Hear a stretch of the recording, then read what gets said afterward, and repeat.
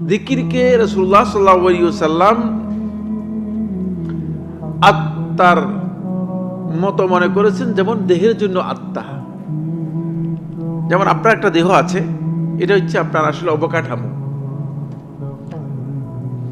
আর এর internal insight যেই বিষয়টি সেটা হচ্ছে আত্মা।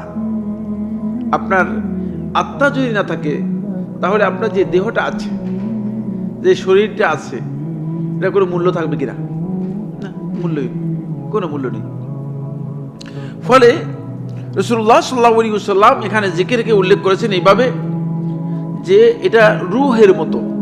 দেহের জন্য যেমন রূহের প্রয়োজন রয়েছে, অন্যথায় দেহ মানব জীবনের জন্য কোনো উপকারে আসে না, কোনো কাজে আসে না। পচে যাওয়া ছাড়া আর কিছুই যে দেহের কি নেই, কোনো কল্যাণ নেই। ঠিক অনুরূপভাবে আল্লাহ রাব্বুল আলামিনের জিকিরের মর্যাদা হচ্ছে এমন, যদি আল্লাহ রাব্বুল আলামিনের জিকির আল্লাহর বান্দার অন্তরের মধ্যে না থাকে তাহলে তার দেহটা একেবারেই প্রাণহীন।